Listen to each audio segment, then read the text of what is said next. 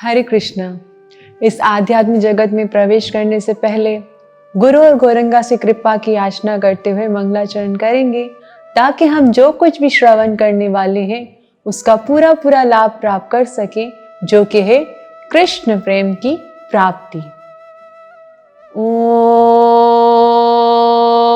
नमो भगवते वासुदेवाय। ओम नमो भगवते वासुदेवाय। ओम नमो भगवते वासुदेवाय।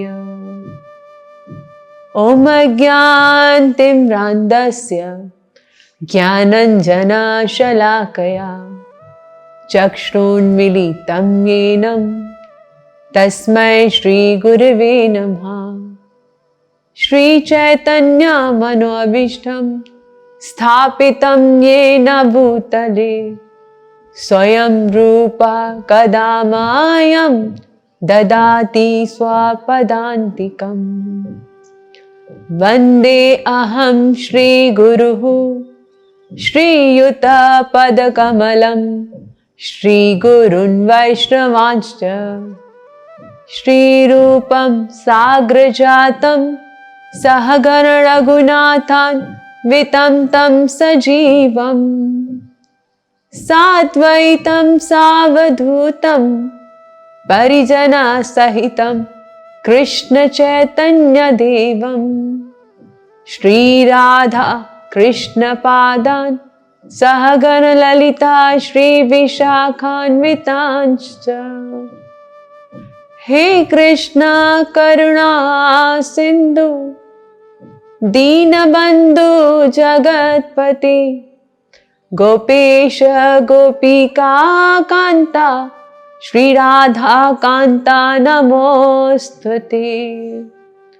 तप्त कांचन गौरंगी श्रीराधे वृंदावनेश्वरी वृषभानुसुते देवी प्रणमामि हरिप्रिया।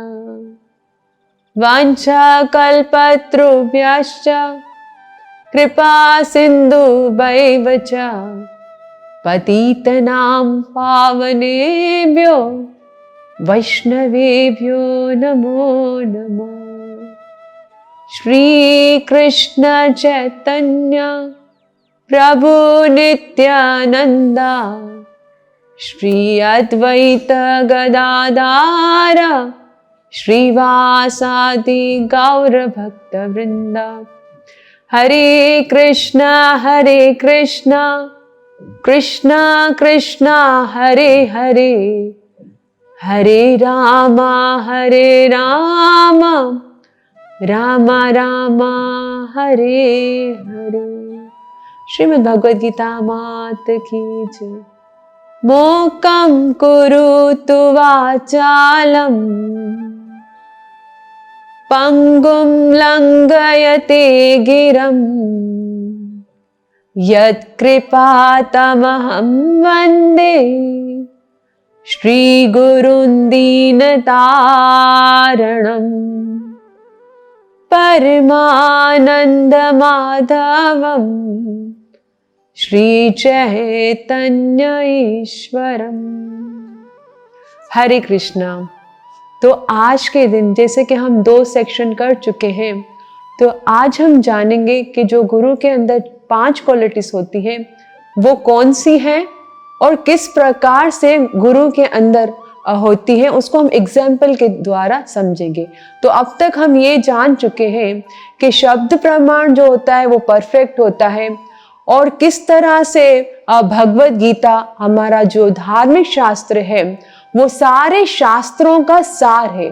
क्योंकि हम सब जानते हैं कि कलयुग है, हमारे पास इतना समय नहीं होता कि हम शास्त्रों को टाइम दें या वेदों को टाइम दें और उपनिषदों को टाइम दें। इसलिए भगवान ने उन समस्त शास्त्रों को एक गाय का स्वरूप दिया और खुद ग्वाला बनकर अर्जुन को भगवद गीता का अमृत पान करवाया।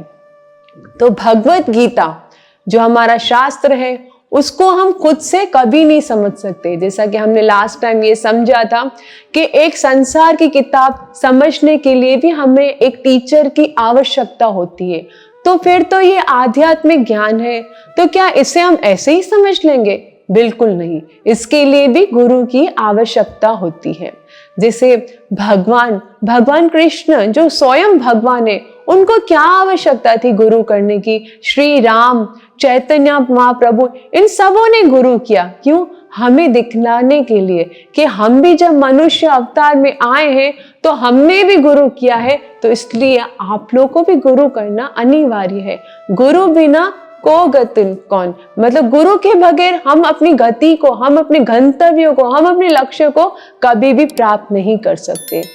तो गुरु, जैसे अर्जुन भी पहले शिष्य बना, गुरु की शरण में गया, तभी उसको ज्ञान प्राप्त हुआ। तो कभी भी हम ये नहीं समझना चाहिए कि हमें ये सब भगवत गीता का ज्ञान या आध्यात्मिक ज्ञान खुद से प्राप्त हो जाएगा, हमें उसके लिए कुछ करने की आवश्यकता नहीं होगी। नहीं, हमें गुरु करना अनिवार्य है। अर्जुन ने भी गुरु किया, तभी कृष्ण गुरु बने और अर्जुन को भगवत गीता का ज्ञान दिया और फिर कहा, अर्जुन तुम जैसा चाहते हो वैसा करो। फिर हमने इसके बाद ये समझा था कि गुरु के अंदर कौन कौन सी 5 क्वालिटीज होती है, तो आज हम उनको डिटेल से पढ़ने का प्रयास करेंगे। तो सबसे पहले क्वालिटी ये थी कि गुरु खुद को भगवान ना समझे बल्कि भगवान का दास समझे।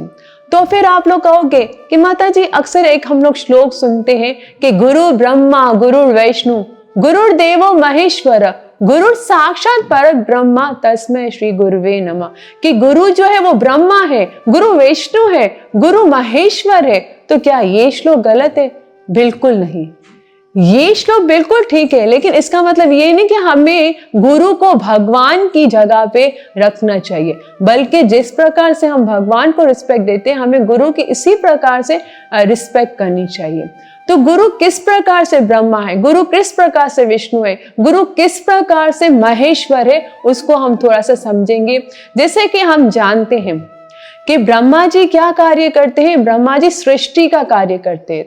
तो हमारे जो आध्यात्मिक गुरु होते हैं वो इसी प्रकार से हमारे अंदर गुणों को डेवलप करते हैं, हमारे अंदर ऐसे आध्यात्मिक गुणों को पैदा करते हैं जिससे हम आध्यात्मिक ज्ञान को पा सके, प्राप्त कर सके।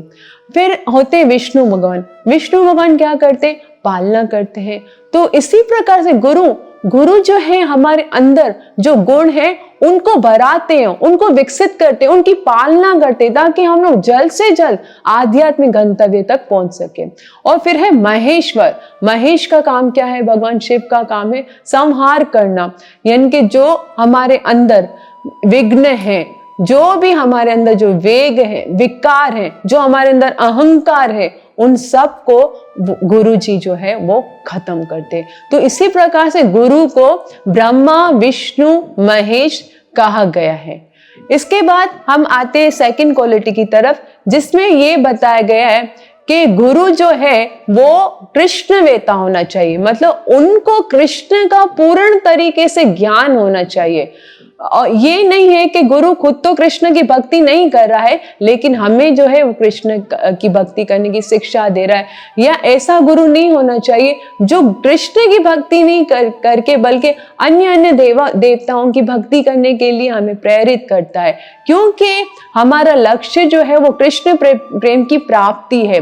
भले हम किसी को भी अगर अपना गुरु मानते हैं, अगर वो कृष्ण वेता नहीं है, कृष्ण का तत्व वो नहीं जानता, तो हम ये भूल ही जाइए कि हम अपने गंतव्य तक कभी पहुंच सकते हैं। जैसे कि चैतन्य महाप्रभु अक्सर एक श्लोक में बताते हैं, कीबा विप्र कीबा न्यासी शूद्र केने नया, यही कृष्ण तत्ववेता से ही गुरु हुआ होए। कि कोई भी व्यक्ति, चाहे वो विप्र हो यानी कि ब्राह्मण हो, चाहे उसको वैदिक ज्ञान जितना भी आता हो, चाहे वो निम्न जाति में क्यों ना जन्मा हो, चाहे वो शूद्र हो, सन्यासी हो, यदि अगर वो कृष्ण का विज्ञान जानता है, कृष्ण को तत्व से जानता है, तो वो गुरु बनने के योग्य है। ऐसा नहीं कि ये शूद्र है तो मैं इसको गुरु नहीं बनाती, ऐसा नहीं कि निम्न कुल में जन्मा है तो ये मैं इसको गुरु नहीं बनाती, ऐसा नहीं है। भले वो शूद्र हो या निम्न जाति में जन्म हो या ब्राह्मण हो, लेकिन अगर वो कृष्ण को तत्व से जानता है तो वो गुरु बनने के योग्य है। और दूसरा, पद्म पुराण में भी एक श्लोक आता है गुरु के हवाले से, उसमें बताया गया है कि षड कर्म निपुणो विप्र मंत्र तंत्र विशारद अवैष्णवा गुरु न स्यात् वैष्णवा शोपचा गुरु। इसमें बताया गया षड कर्म निपुण विप्र, विप्र कहते ब्राह्मण, ब्राह्मण चाहे इन 6 कामों में कितना ही निपुण क्यों ना हो, कितना ही दक्ष क्यों ना हो। जैसे ब्राह्मण क्या करता है, शिक्षा देता है, शिक्षा लेता है, दान देता है, दान देता है, यज्ञ करता है, यज्ञ करवाता है। तो इन 6 कर्मों में यह है कि वो दक्ष है, लेकिन अगर उसको कृष्ण का पता नहीं, वो वैष्णव नहीं है, तो वो गुरु बनने के योग्य नहीं है। लेकिन चाहे कोई सन्यासी हो, चाहे कोई भी हो, लेकिन अगर वो वैष्णव है तो वो गुरु बनने के योग्य है। तो इन श्लोकों से हमें ये पता चला कि जो कृष्ण वेता है, जो कृष्ण को तत्व से समझता है, जो खुद भी कृष्ण को फॉलो करता है, वो ही गुरु बनने के योग्य है। और हम इसके बाद थर्ड क्वालिटी की तरफ आते हैं कि पहला तो क्या हो गया कि गुरु वो ही होना चाहिए जो खुद को भगवान ना समझे बल्कि खुद को भगवान का दास समझे। दूसरा वो है कि गुरु जो है वो भगवान का भक्त ही होना चाहिए। अब हम तीसरी क्वालिटी की तरफ आते हैं। जैसे कि हमने पढ़ा था कि तीसरी क्वालिटी क्या है कि गुरु वो है जो आचार्य हो, यानी कि जो खुद भी आचरण करे और फिर अपने शिष्यों को वो आचरण करने के लिए दे। जैसे हमने लास्ट टाइम एक एग्जाम्पल की थी, बताई थी कि एक माता जी जो है उसका पुत्र चॉकलेट बहुत खाता था। एक संत के पास गई और उन्हें कहा कि मेरा जो बच्चा है वो चॉकलेट बहुत खाता है, इनको कैसे मैं छुड़वाऊं। तो उन्होंने क्या बोला था कि मुझे एक हफ्ते का टाइम दो। क्यों? क्योंकि वो खुद भी चॉकलेट खाते थे। तो जब उन्होंने एक हफ्ते का प्रयास किया छोड़ने का, फिर उस बच्चे को बोला कि तुम्हें चॉकलेट नहीं खानी है, तो उस बच्चे ने क्या किया, चॉकलेट खाना छोड़ दिया। तो माता जी कह रही थी कि प्रभु एक हफ्ता पहले ही आप ये बात कह देते तो एक हफ्ते में जो इसने बहुत ज्यादा चॉकलेट खाई है वो तो ना खाता। तो फिर प्रभु ने बोला कि मैं भी तो इससे पहले चॉकलेट खाता था, तो इसको मैं कैसे मना करता। तो हम जो करते हैं अगर वही चीज हम दूसरों को देते हैं तो उस पर बहुत ज्यादा असरअंदाज करता है। ऐसा नहीं कि हम वो कुछ कर नहीं रहे और बस अपने शिष्यों को बोलते रहे। तो ऐसा ही हो रहा है आजकल जो है। हाँ, यही उपदेश दे रहे कि भाई मंगला आरती में उठना चाहिए, ब्रह्म मुहूर्त में उठना चाहिए, संध्या आरती करनी चाहिए, 16 माला का जप करना चाहिए। लेकिन अगर वो खुद ही नहीं कर रहा तो वो जिनको बता रहा है तो उस पर बिल्कुल भी असर नहीं करेगा। तो एक दफा की एक ऐसी कथा आती है सुनने में कि एक भक्त था जो बहुत अच्छा प्रचार करता था, बहुत ही सुंदर। क्या उसके प्रचार में पब्लिक होती थी, जो श्लोक बोलता था वो ऐसा लगता था कि सरस्वती माता जी खुद उनके कंठ पे आकर बैठ गई हैं। तो बहुत ही सुंदर प्रचार करता था, बहुत सारे लोग जाते थे वहां से। तो उसकी जो पत्नी थी उसके प्रचार में नहीं जाती थी। तो उस माता जी की दोस्त थी, उसने कहा कि तुम अपने पति के सत्संग में क्यों नहीं आती हो। तो उस माता जी ने कहा कि ये सत्संग से आते हैं तो मुझे इसके लिए प्रसाद वगैरह बनाना होता है, परोसना होता है, तो इसलिए मैं नहीं चल पाती। तो इस माता जी की फ्रेंड ने कहा कि तुम कभी जल्दी से बना लो और इस टाइम अपने आप को फ्री करके सत्संग अटेंड करो। तो एक दिन वो ऐसा ही करती, जल्दी से प्रसाद बनाती है और सत्संग का जब टाइम होता है तो वो भी जाती है सत्संग अटेंड करने और बैठती है। तो उस दिन टॉपिक चल रहा होता है, उसके पति जो है वो खाने के ऊपर ही बताते हैं कि हमें जो है रजोगुण और तमोगुण वाला खाना नहीं खाना चाहिए। ये जो मांस मच्छी, जो हम लोग अंडा वगैरह नहीं खाना चाहिए, यहाँ तक कि लहसुन प्याज भी हम लोग को नहीं खाना चाहिए, क्योंकि लहसुन प्याज भी क्या होता है, रजोगुणी और तमोगुणी आहार में ही शामिल होते हैं। और क्योंकि भगवत गीता में बताया गया है कि जैसा हमारा आहार होगा वैसी हमें गति मिलेगी। अगर हम लोग सात्विक आहार खाएंगे, सत्वगुणी होंगे तो ऊपर के लोकों में जाएंगे, रजोगुणी होंगे तो इस पृथ्वी पे ही आना पड़ेगा, और तामसिक होंगे तो हमें नीचे के लोकों में गिरना पड़ेगा। तो वो पत्नी जो है वो हैरान हो गई कि मैं तो देखो कितनी दुष्ट हूँ, अपने पति को जो है मैं लहसुन प्याज वाला खाना देती हूँ, तमोगुणी प्रसाद देती हूँ, इनको मैं अपने हाथों से ही नीचे वाले लोकों में गिरने के लिए भेज रही हूँ। तो वो उठती है फौरन से सत्संग से और जाती है और सारा प्रसाद गिरा देती है और वापस से वो प्रसाद बनाती है लहसुन प्याज के बगैर। और जब उसके पति सत्संग खत्म करके घर पे आते हैं तो उसको प्रसाद परोसती है और वो शर्मिंदा होती है कि मुझे माफ कर देना, मैं इतने दिनों से आपके लिए जो है तामसिक खाना बना रही थी। तो बोले क्या बोल रही हो, कौन सा तामसिक खाना। तो फिर उसके पति जो है वो प्रसाद खाना स्टार्ट करते हैं, खाते हैं, तो वो फौरन से उसको टेस्ट अलग से लगता है, वो थूक देते हैं, बोलते हैं क्या प्रसाद बनाया आज तुमने। तो बोले मैंने आज जो है ना लहसुन और प्याज के बगैर ये प्रसाद बनाया। तो बोले तुम्हें किसने बोला लहसुन और प्याज के बगैर तुम ये प्रसाद बनाओ। तो बोले अभी तो आप ये सत्संग में बता रहे थे कि हमें जो है तामसिक और राजसिक प्रसाद नहीं खाना चाहिए, तो मैं तो इतने टाइम से आपको यही प्रसाद दे रही थी। तो फिर बोलता है अरे भाग्यवान, वो थोड़ी ना मेरे लिए था, वो तो सिर्फ सुनाने वालों के लिए होता है, वो सिर्फ प्रजा के लिए होता है जो सुनने के लिए आते हैं, मेरे लिए तो तुम डबल तड़का लगा के प्याज वाला खाना बनाया करो। तो कहने का मकसद ये कि वो गुरु नहीं है जो खुद तो नहीं करते लेकिन उपदेश देते हैं वो करने के लिए, तो ऐसा गुरु नहीं है। गुरु कौन होना चाहिए? गुरु आचार्य होना चाहिए जो खुद करे और फिर ही उसको करने की शिक्षा दे। तो सबसे पहले क्वालिटी क्या है? गुरु जो है वो खुद को भगवान ना बल्कि भगवान का दास समझे। दूसरी क्या थी? गुरु जो है वो कृष्ण का भक्त होना चाहिए, वो उसको कृष्ण का पूर्ण तरीके से ज्ञान होना चाहिए। और तीसरी क्या थी? गुरु जो है वो आचार्य होना चाहिए। अब हम गुरु की चौथी क्वालिटी की तरफ आते हैं। चौथी क्वालिटी है जैसे गुरु को अपने इंद्रियों पर वश होना चाहिए, अपने सेंसेस पर वश होना चाहिए। कैसे? जैसे रूप गोस्वामी उपदेश अमृत के फर्स्ट श्लोक में बताते हैं, वाचो वेगम मनसा क्रोध वेगम जिह्वा वेगम उद्रोपस्थ वेगम एतान वेगान्यो विषेत दीर्घा सर्वम अपि मां पृथ्वीं च शिष्यात्। कि शिष्य बनाने के योग्य वही है, गुरु बनने के योग्य वही है जिनको अपने इन सेंसेस पे कंट्रोल हो। कौन कौन सी? वाचो वेगम, बोलने के वेग पे इनके जो बोलता है उस पर उसको काबू होना चाहिए कि वो बोल क्या रहा है। ऐसे होते हैं कभी कभी कोई संत जो बिल्कुल मौन रहते हैं कि भाई मैंने मौन व्रत धारण किया, तो चुप रहने से, मौन रहने से कोई हम भगवान की प्राप्ति नहीं कर सकते। हमें बोलना चाहिए, लेकिन बोलना है तो क्या बोलना चाहिए? भगवान के विषय में।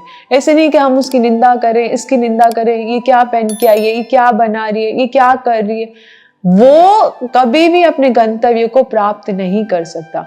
तो हम गुरु की बात करें, गुरु क्या? गुरु को अपने बोलने का जो है उस पर काबू, कंट्रोल होना चाहिए कि वो क्या बोल रहे हैं। जैसे कि हम देखते हैं श्रील प्रभुपाद जो इतने बड़े आचार्य हैं, जो परम गुरु हैं, वो जब भी बोलते थे कृष्ण के बारे में बोलते थे। हालांकि हम श्रील प्रभुपाद की भगवत गीता जो पढ़ते हैं, अगर उसमें देखें, अगर ज्ञान योग है तो उसमें भी भक्ति को ही लेके आएंगे, अगर ध्यान योग है उसमें भी भक्ति को लेके आएंगे, उसको उससे योग को भी कृष्ण से ही जोड़ देंगे। कोई भी योग हो, सांख्य योग हो, उसको भी भक्ति से ही श्रील प्रभुपाद ने जोड़ दिया है। हर चीज को कृष्ण से जोड़कर हमें दिया। एक बार श्रील प्रभुपाद के पास एक व्यक्ति आए और श्रील प्रभुपाद को अपना कुछ हाल बताने लगे कि श्रील प्रभुपाद मैं क्या करूं, मेरे पास 7 फैक्ट्रियां हैं और मैं बहुत ज्यादा परेशान रहता हूँ, घर देखूं, फैक्ट्रियां देखूं, बच्चों को देखूं, मैं बहुत परेशान हूँ। तो श्रील प्रभुपाद करें, अरे इसमें परेशानी की क्या बात है, 7 फैक्ट्रियां हमें दे दो, हम भगवान का मंदिर बना देते, तुम टेंशन फ्री हो जाओ। और वो बोले नहीं श्रील प्रभुपाद, उसको थोड़ा ऐसा हुआ कि मैंने क्या बोल दिया। फिर श्रील प्रभुपाद तमाल कृष्ण महाराज जो बैठे हुए थे बराबर में, उनको कहते हैं तमाल कृष्ण महाराज इनका एड्रेस लिख लो। तो वो प्रभु बोल रहे थे, अरे नहीं श्रील प्रभुपाद, आपका एड्रेस मेरे पास है, जब भी आपको देना होगा मैं आपके पास आ जाऊंगा। बोले आपका एड्रेस तो लिखवा दो, अगर हमें कभी तुमसे काम हो गया तो हम आपके पास आ तो सके। फिर बोला कि देखो तुम मुझे 7 फैक्ट्रियां दे दोगे, भगवान का मंदिर बनेगा, तो तुम्हारा ये लोग भी सुधर जाएगा और पर लोग भी, है ना। भगवान के लिए मंदिर बन रहा है तुम्हारी फैक्ट्रियों में, आज तुम भगवान का मंदिर बना रहे हो, घर बना रहे हो भगवान के लिए, भगवान तुम्हारे लिए ऊपर घर बनाएंगे। तो मीन्स कहने का ये कि श्रीला प्रभुपाद हर चीज को कृष्ण से जोड़ कर दे देते थे। तो वो ही गुरु बनने के लायक है जो अपने सेंसेस पे कंट्रोल रखता हो, यानी कि जो अपने बोलने के, अपने वाचो वेगम पर उसको पूरा पूरा पूरा कंट्रोल हो, वेग हो।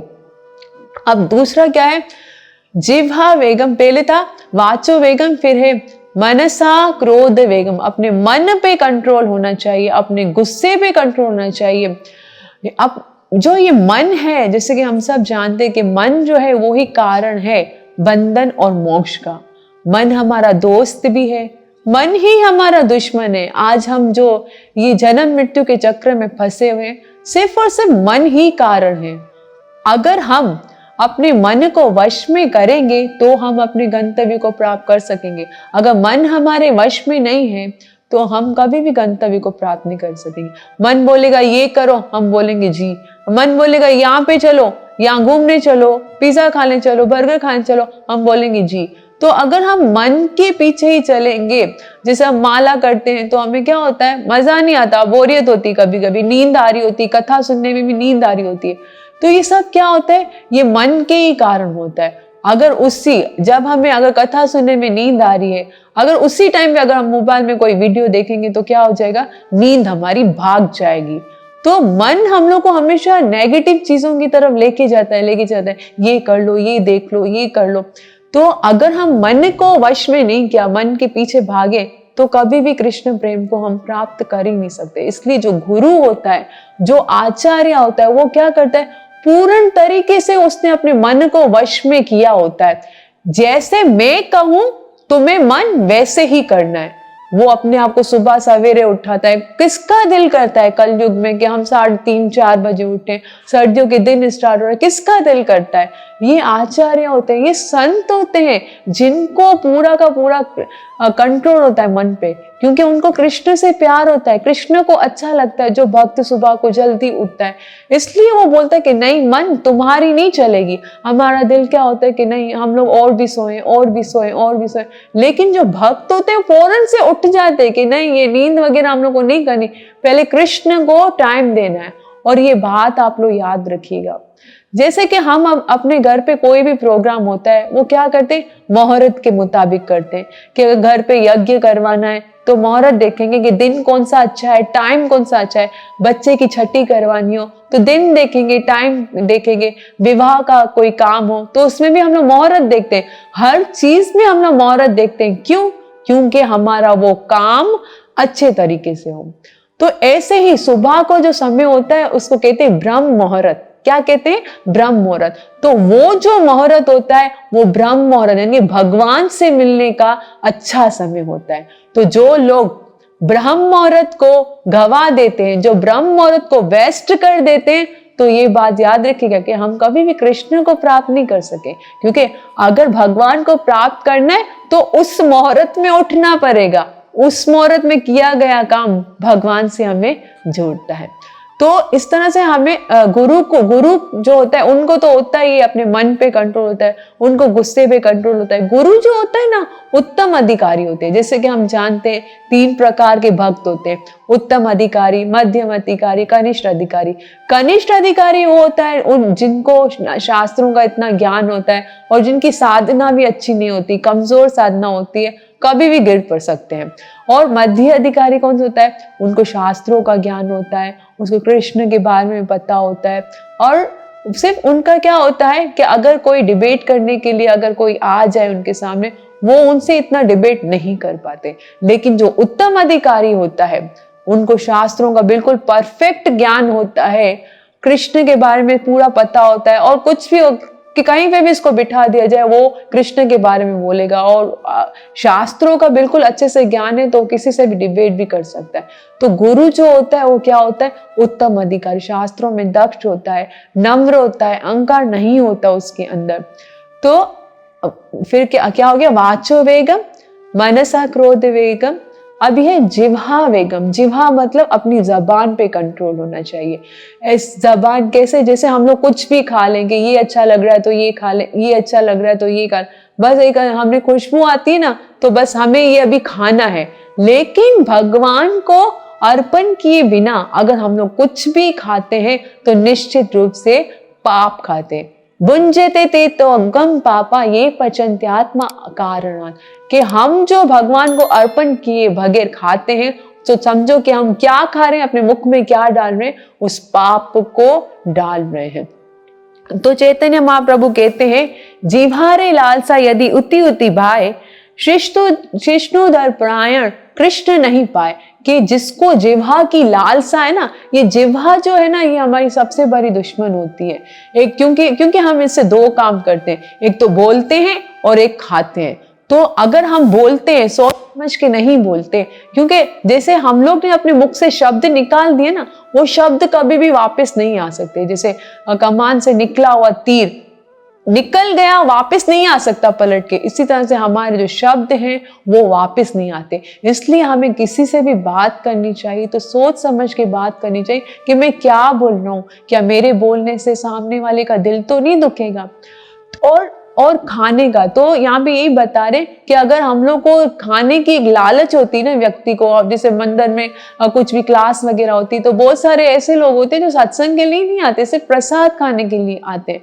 तो अच्छी बात है, वो तो ये लालच बहुत अच्छी है कि प्रसाद खाने के लिए आते हैं। लेकिन हम लोग अपनी जबान की लालच के लिए बाजार से ये खा लिया वो खा लिया बगैर अर्पण किया हुआ, हम नहीं जानते कि उस जो व्यक्ति ने बनाया है वो किस प्रकार से बनाया है। क्योंकि व्यक्ति जो सोच के बना रहा है उसको, तो उसकी सोच असर करेगी उस खाने पे, और हम भी उस खाने को जब खाएंगे तो उसकी जो सोच है, उसकी जो चेतना है, उसकी जो वृत्ति है वो हमारे अंदर आएगी। क्योंकि आजकल हम देखते हैं कि जो बनाने वाले होते हैं, बेचने वाले होते हैं, वो भी परेशान होते हैं, दुखी होते हैं। तो जैसा अन्न वैसा मन, जैसा अन्न हम खाएंगे, जो वाइब्रेशन उसके अन्न के अंदर जाएगी, वो वाइब्रेशन हमारे अंदर भी आएगी और हमारा मन भी वैसा ही होगा। तो इसलिए प्रयास यही करना चाहिए कि हम कुछ भी खा रहे हैं, एक तो घर का बना हुआ साफ हो और भगवान को ऑफर किया गया, फिर हम लोग देखना कितना भक्ति में आगे बढ़ेंगे। तो खैर ये तो गुरु की क्वालिटी है। तो गुरु को क्या होता है, अपनी जीवा पे भी कंट्रोल होता है। और फिर गुरु की दूसरी एक रूप गोस्वामी कहते हैं, उदर उपस्थ वेगम। उदर उपस्थ वेगम यानी कि जो काम वासना होती है, गुरु को उस पर पूरा कंट्रोल होता है, काबू होता है। एक बार एक व्यक्ति ने कहा कि श्रील प्रभुपाद देखो, हम देखते हैं कि श्रील प्रभुपाद जो है दिखने में इतने सुंदर नहीं है, उनके बोलने में जो वो बोल रहे हैं उनमें भी बंगाली, जब इंग्लिश भी बोलते हैं तो उसमें भी बंगाली आता है। तो फिर व्यक्ति कहते कि श्रील प्रभुपाद आपने किस तरह से ये जो अमेरिकन के लोग हैं उनको कैसे भक्त बनाया, आज देखो वो आपके पीछे कितना पागल है, आप में ऐसा क्या है कि वो लोग आपके पीछे पीछे आए या सारे भक्त बन गए। इतना मतलब 70 साल का एक बूढ़ा इंसान अमेरिका जाता है और वहां पे जितने हिप्पी होते हैं, हम यहाँ पे एक नशा करने वाले को भी भक्त नहीं बना सकते, बहुत टाइम लग जाए शायद उसके पीछे पर के। और श्रील प्रभुपाद कितने हिप्पियों को जो नशा करते थे, पता नहीं क्या क्या कौन से ड्रग्स वगैरह लेते थे, उन सबको भक्त बनाया। तो क्या उसके अंदर श्रील प्रभुपाद जो 70 साल के बूढ़े, आजकल कोई बूढ़ा होता है तो हम लोग उसको देखना भी नहीं पसंद करते, लेकिन वो 70 साल के बूढ़े ने सबको चेंज कर लिया। तो ये श्रील प्रभुपाद की, कृष्ण की बड़ी कृपा थी उनके ऊपर। और श्रील प्रभुपाद ने बोला कि मेरे अंदर कोई काम वासना नहीं है, मेरे अंदर कोई काम वासना नहीं है, इसीलिए मेरा जो दिखने का है स्टाइल वो सबको अट्रैक्ट करता है। तो ये फैक्ट है कि जिसके अंदर काम वासना नहीं होती है वो डिवोटी बना सकता है, और श्रील प्रभुपाद ने भी ऐसा ही किया। तो ये सारी गुरु के अंदर क्वालिटीज हैं। तो हमने अभी तक पढ़ा, पहली क्वालिटी क्या थी कि गुरु जो हो वो अपने आप को भगवान ना समझे बल्कि भगवान का दास समझे। दूसरी क्वालिटी क्या थी, गुरु जो हो भगवान का भक्त ही, कृष्ण का भक्त ही होना चाहिए। तीसरी क्वालिटी, गुरु जो कहे उस पे खुद भी पहले आचरण करे, फिर दूसरों को उपदेश दे, अर्थात गुरु जो है वो आचार्य होना चाहिए। फिर गुरु की चौथी क्वालिटी क्या है कि गुरु को अपने इंद्रियों पर कंट्रोल होना चाहिए, और हमने एक एक इंद्रिय के बारे में पढ़ा जो श्रील रूप गोस्वामी ने कहा था। अभी गुरु की जो आखिरी और पांचवी क्वालिटी है वो है कि गुरु जो है वो प्रामाणिक हो, गुरु जो है वो संप्रदाय से ही होना चाहिए। तो हम जैसे कि अब जानते हैं पद्म पुराण में एक श्लोक आता है जिसमें बताया गया है कि कलयुग में अब जो है वो 4 संप्रदाय रह गई हैं। पहले बहुत सारी होती थी, लेकिन कलयुग में जो प्रामाणिक संप्रदाय हैं वो सिर्फ 4 बची हैं। इसमें एक पद्म पुराण में एक श्लोक बताते हैं, संप्रदाय विहीन यह मंत्र से निष्फला मम, यानी कि जो संप्रदाय से विहीन है, जो प्रामाणिक गुरु नहीं करता और ऐसे ही किसी भी गुरु से मंत्र ले लेता है, तो वो मंत्र का भले कितना ही जाप करे वो उसके लिए निष्फल है, वो मंत्र असर नहीं करेगा उसके ऊपर। तो अगर हम लोग संप्रदाय में रहकर गुरु से मंत्र लेते हैं तो वो ही हमारे ऊपर असर करने वाला है। और फिर कहा अतः कलो भविष्यन्ति, के जो कलयुग है, जो कलयुग आया है उसमें चत्वारो संप्रदाय न, उसमें सिर्फ और सिर्फ 4 संप्रदाय होंगी। तो यदि हम इन 4 संप्रदायों से दीक्षा लेते हैं तो ही हमारा जो मंत्र है वो सफल हो सकता है। तो आइए हम देखते हैं कि वो 4 संप्रदाय कौन कौन सी है। पहली है कुमार संप्रदाय, और दूसरी है रुद्र संप्रदाय, फिर है लक्ष्मी संप्रदाय, और चौथी है ब्रह्म संप्रदाय। अब कुमार संप्रदाय कौन सी है? जैसे कि हम जानते हैं कि ब्रह्मा जी के जो 4 पुत्र थे, 4 कुमार थे, उन्होंने जब भगवान विष्णु से ज्ञान लिया, भगवान विष्णु ने जब इनको ज्ञान दिया तो उनसे कौन सी संप्रदाय आई? कुमार संप्रदाय। कुमार संप्रदाय के जो वाइस चांसलर है वो है निम्बार्क आचार्य। तो यदि हम उससे भी दीक्षा ग्रहण करते हैं, शिक्षा ग्रहण करते हैं, तो वो हमारा परफेक्ट है। इसके बाद है रुद्र संप्रदाय। रुद्र संप्रदाय किसकी संप्रदाय है? भगवान महादेव की, शिव की। तो महादेव की जो संप्रदाय, उन्होंने भी भगवान विष्णु से ज्ञान लिया और उस संप्रदाय का नाम क्या पड़ा? रुद्र संप्रदाय। और रुद्र संप्रदाय का जो वाइस चांसलर है वो है विष्णु स्वामी। और इसके बाद आती है श्री संप्रदाय। श्री मीन्स लक्ष्मी। तो भगवान विष्णु ने जो लक्ष्मी को ज्ञान दिया उस संप्रदाय को कहते हैं श्री संप्रदाय, और उसके वाइस चांसलर है रामानुज आचार्य। और अब है ब्रह्म संप्रदाय। ब्रह्म संप्रदाय किसको कहते हैं? जिसमें भगवान विष्णु ने ब्रह्मा जी को ज्ञान दिया, उसको कहते हैं ब्रह्म संप्रदाय। हम देखें अगर जो कुमार संप्रदाय है वो अब तकरीबन लुप्त हो गई है, वो बहुत ही कम, मतलब कहीं पे मिलती नहीं है, उस संप्रदाय के लोग इतने नहीं मिलते हैं। और फिर इसके बाद है श्री संप्रदाय। इनके लक्ष्मी महारानी को जो भगवान ने ज्ञान दिया वो श्री संप्रदाय है। तो ये जो है वो भारत के दक्षिण एरिया में श्रीरंगम एक नाम है मंदिर का, वहीं पर वहीं तक वो संप्रदाय महदूद है, लिमिटेड है। तो वहां से भी हम लोग अगर दीक्षा या शिक्षा लेना चाहें तो वो ले सकते हैं, लेकिन वो खास वहीं पर ही है, मतलब वर्ल्ड वाइड नहीं, फैली हुई नहीं है। और इसके बाद जो है वो रुद्र संप्रदाय। रुद्र संप्रदाय में क्या होता है, वहाँ एक बहुत बड़ी हवेली होती है और वहां पे सिर्फ प्रसाद वगैरह इस तरह से खिलाया जाता है। तो वहां पे कोई प्रचार वगैरह नहीं होता, जैसे शास्त्र हो, शास्त्रों का प्रचार किया जाए। तो आजकल की जो जनरेशन है वो क्या, उनके पास बहुत सारे क्वेश्चंस होते हैं, तो अगर वो क्वेश्चंस पूछेगी तो क्या उसका आंसर आएगा, क्योंकि वो लोग वहां पे कोई शास्त्र वगैरह तो है ही नहीं, प्रचार वगैरह होता ही नहीं, तो वो किस चीज को फॉलो करेंगे, क्या पूछेंगे क्या। तो इसलिए मतलब ले तो सकते हैं, लेकिन वहां पे हम लोग अपने क्वेश्चंस हैं, जो भी क्यूरीज है उसको वो शेयर नहीं कर सकते। और फिर इसके बाद जो ब्रह्म संप्रदाय है, इसको कहते हैं ब्रह्म नारदीय गौरियल वैष्णव संप्रदाय। अब इसको क्या कहते हैं? ब्रह्म, क्योंकि भगवान विष्णु ने क्या किया, ब्रह्मा जी को ज्ञान दिया। और ब्रह्मा जी ने किसको ज्ञान दिया? नारद को। नारद ने व्यास को दिया, व्यास ने माध्य को दिया, और फिर पद्म नाम को। इस प्रकार से अगर आप भगवत गीता के पेज पे देखेंगे, फर्स्ट पेज पे, उसमें पूरी गुरु संप्रदाय दी हुई है कि किस प्रकार से ये ज्ञान जो है आया। तो इस तरह से ये ज्ञान आते आते माधविंदपुरी को प्राप्त हुआ। माधविंदपुरी जिसके लिए गोपीनाथ भगवान ने शीर चोर गोपीनाथ भगवान ने खीर चुराई थी, और माधविंदपुरी के जो शिष्य बने वो बने ईश्वरपुरी, और ईश्वरपुरी के जो शिष्य बने वो चैतन्य महाप्रभु बने। तो भगवान से ये ज्ञान गया ब्रह्मा जी के पास, ब्रह्मा ने नारद को दिया। इसलिए इस संप्रदाय को क्या कहते हैं? ब्रह्म नारद्य गौरियल। गौरियल कहते गौरंगा महाप्रभु को। और ये गौरंगा महाप्रभु ने, देखो ये संप्रदाय इतनी प्रामाणिक है कि स्वयं भगवान खुद इस संप्रदाय में दीक्षा लेना चाहिए। यानी कि इसको और भी इस संप्रदाय को और भी प्रामाणिक बनाने के लिए चैतन्य महाप्रभु ने इस संप्रदाय में दीक्षा ली। और फिर इस प्रकार से महाप्रभु से रूप गोस्वामी, सनातन गोस्वामी, फिर रघुनाथ दास, जीव गोस्वामी, उन्होंने षड गोस्वामी जो रूप गोस्वामी है उनसे दीक्षा ली।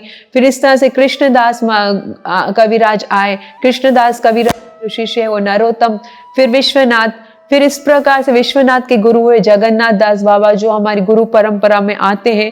फिर जगन्नाथ बाबा से शिक्षा ली।